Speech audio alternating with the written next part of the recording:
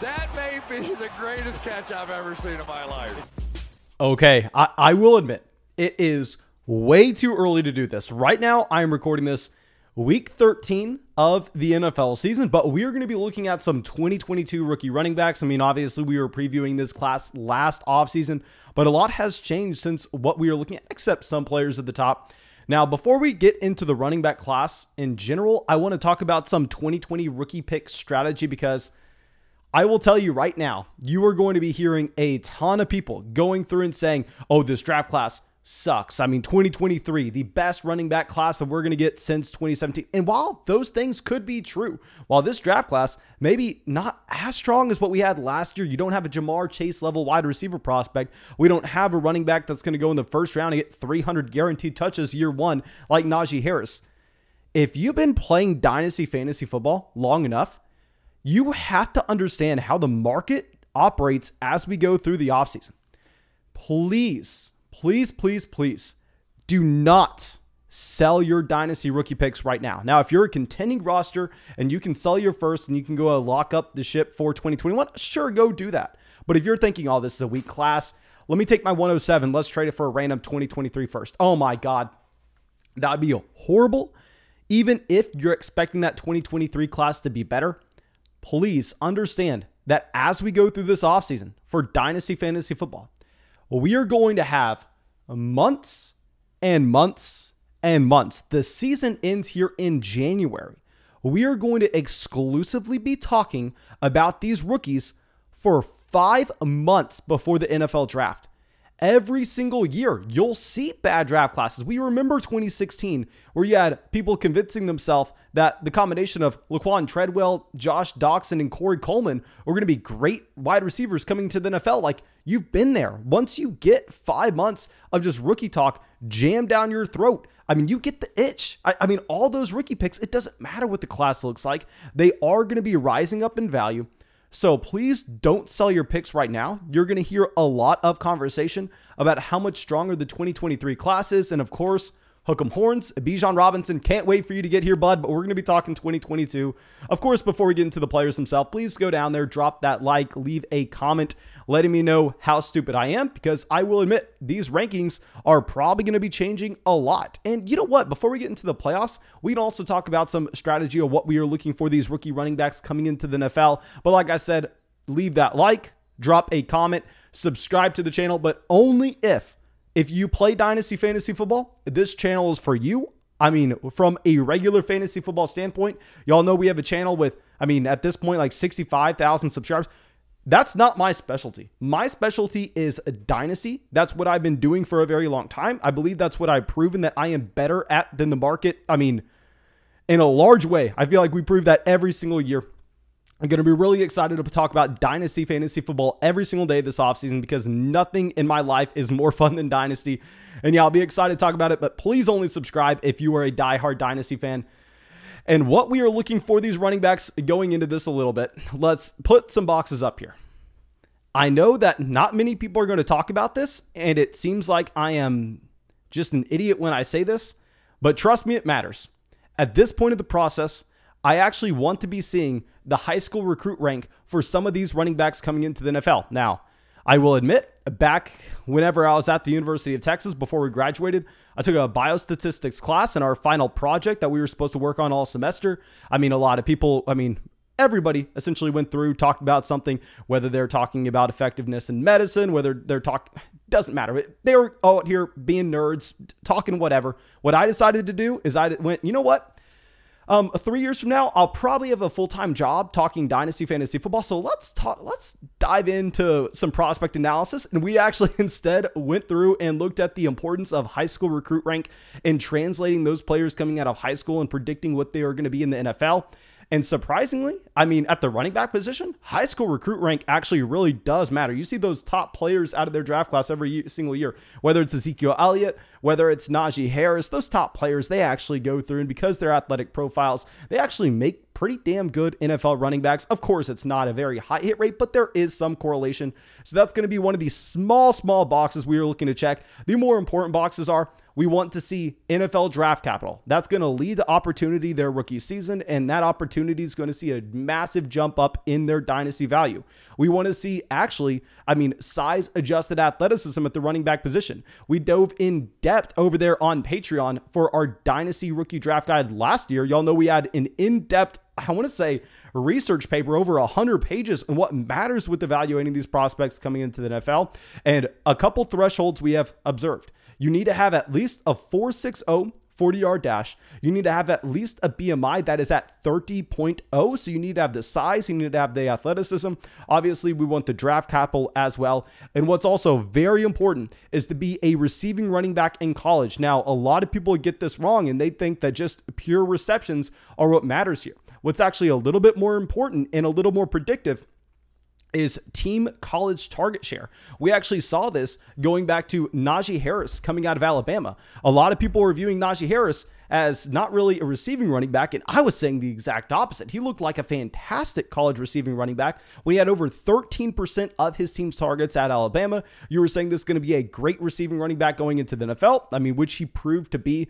So those are going to be the main boxes we're looking to check. In order, I would say draft capital, size, speed, receiving game ability. Honestly, those are really just the 4 big ones. I don't even think we have to put those in order. And that's it. Let's go through. Let's talk about some of these running backs. We're going to be starting it off with Isaiah Spiller. Now, one thing that I'm looking to do, of course, we don't have official reports on athleticism. We don't have official reports on NFL draft capital, but we can go over, and I am looking at the website NFLmockdraftdatabase.com. And what they're doing is they're essentially compiling a ton of mock drafts and kind of essentially creating an ADP of sorts from an NFL mock draft standpoint. And right now over there in that process, Isaiah Spiller is supposed to be the #1 running back off the board in this year's draft class. And it makes sense because you go through, this is a thick boy. This is a big boy at the running back position. 6'1", 225 pounds. So he checks the size box. At the same time, what you really also love to see with Isaiah Spiller is the fact that he's coming out after only 3 years in college. That's one thing that you also don't really want to be looking at with your running backs is if they stay in college 4 or 5 seasons, historically speaking, that's really going to lower their average hit rate. And just knowing that the good players, unless they have a very valid excuse, they're coming out after 3 years. We'd imagine that you're actually going to have Isaiah Spiller coming out this year. If he decides to stay and go in that 2023 draft class, that would be horrible. He's coming out after this season. And also with Isaiah Spiller, he has just been so damn consistent at the running back position with the production you've had throughout his entire NFL career. And one thing that you really like seeing is the involvement in the receiving game. This is a running back that, has had over 20 receptions every single season so far at Texas A&M. He's going to meet the adequate number with his college target share. He should be there with his BMI. And at the same time, he should at least be able to get to a 4.60 40-yard dash. So he checks every single box. Now, he's not an Ezekiel Elliott type prospect by any means. He's not going to be a Saquon Barkley level. No, I can't say that. But what you can say is when you're looking at a running back that checks every single box, and if he gets that high second round NFL draft capital, you know who he's going to be a little familiar to. And I don't want to bring up this example because I know a lot of other people are going to be comparing some other running backs in this draft class to this guy. But going and looking at Javonte Williams, a very similar situation. Isaiah Spiller is going to get drafted at 20 years old. That's what Javonte Williams was drafted at. And Javonte Williams, I'm not saying that they're the same exact running backs, but what I am saying is when you have a running back that checks every minimum threshold to be a 3-down player at the NFL level, and when he does get the team investment of being that early second round draft pick, which is what we are assuming Isaiah Spiller is, you know that he's just going to have a very safe role in how he will be able to continue to expand his running back presence in his rookie season as the season goes on. And at the same time, his second year, that's about when you expect a full-time job. Now, we're not going to be talking about some ideal fits for Isaiah Spiller nonetheless. I think that we can go through and we can make another video about that. We'll be making a video every single season this year. And this is going to be a really quick overview of this draft class. I promise you, we'll probably have, a 20-minute video coming out later this season just about Isaiah Spiller as we will with all these running backs. But my knowledge on these guys is too limited to be able to dive in depth for 20 minutes at this time. We'll have all season to really learn everything that we can about these players. Isaiah Spiller checks all the minimum thresholds. He should be the #1 draft pick in this class. So I think that he should be our running back 1 off the board. And now going over to our running back 2 coming out of Iowa State. We're going to have Breece Hall. And one thing I will say is if you go through, if you do research, if you look at a bunch of different dynasty rankings, if you look at where these running backs are supposed to go in the NFL draft as well, I'm a little confused here. Not going to lie, because with Breece Hall, this has been the running back that you've been talking about in this draft class for years now. I mean, the conversation has been around Isaiah Spiller, Breece Hall, the majority of people, including myself last offseason, having Breece Hall over Isaiah Spiller. And Hall comes out, has an impressive season. I mean, his junior year here. I mean, he does come out, he sees 253 rushing attempts. I mean, so far this season, he's had almost 1,500 rushing yards, 36 receptions out of the backfield here, clearly indicating that this is going to be a player that can catch the ball at the next level. Now, one thing I'm a little concerned with, and I just don't understand this, and I would love to know what I am missing here. But right now, he's actually projected to be a third-round pick in the NFL draft. If you're going through and looking at a couple of the other running backs we'll be talking about later on in this video, I mean, Breece Hall, according to NFL mockdraftdatabase.com, I mean, he's projected to be the fourth running back drafted in the NFL draft. And we know that's important if you're going to be projecting opportunity, and opportunity equals fantasy points. I'm not ranking these running backs and saying, okay, I'm an NFL general manager, this is the order I would draft them in the NFL. No, I'm going out here and I'm saying we're looking for fantasy production. We're looking for the guy that's going to be able to increase his dynasty value. So I am slightly concerned that Breece Hall is not supposed to see the same level of draft capital that these other players do have. Breece Hall on the field, like watching him play at the University of Texas, I mean, he looks like a big guy, but I mean, right now, if you're looking at his projected BMI, he's maybe not going to get to that mark. He's 6'1", so he's a very tall running back, so the weight shouldn't be necessarily a problem. I would love to know, what am I missing with Breece Hall? Why is he currently being projected to be a third-round pick in this NFL draft class? I simply don't know. I would love to know your opinion down in the comment section. Like I said, we're going to be able to dive a lot more in depth this offseason with these running backs. With the limited information that I have now, knowing how we are viewing, I mean, pretty much the entire dynasty community, Breece Hall coming into the season, with how, in my opinion, looks like he had a great year. I mean, his true junior season. I don't really understand why he's going to be moving down some of these rankings, even though a couple of these other running backs have been really impressive. Just like our running back 3 here, going to be Kenneth Walker. Now, Kenneth Walker is the only running back not on this list that was a 4-star or a 5-star prospect coming into college.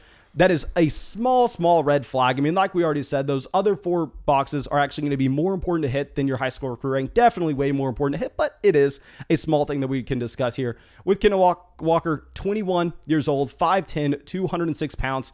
Now, right now, he's actually projected to be the second running back going in this draft class. And I've heard a lot of people saying that they think that he can actually be the first. And it makes some sense. If you pull up what we have had so far this season, he has been dominant. He has come out and he has had 264 rushing attempts through 12 games so far. I mean, he's gotten to over 1,600 rushing yards.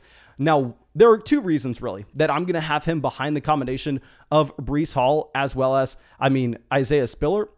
The usage in the receiving game isn't necessarily up to that same level. Now, I know it's a different offense that he's playing, and I know it's a completely different scenario, and obviously this is a running back that transferred, so I don't necessarily think that you assume that he's going to be able to step in and just have that same kind of trajectory his 3rd season as Isaiah Spiller and Breece Hall did.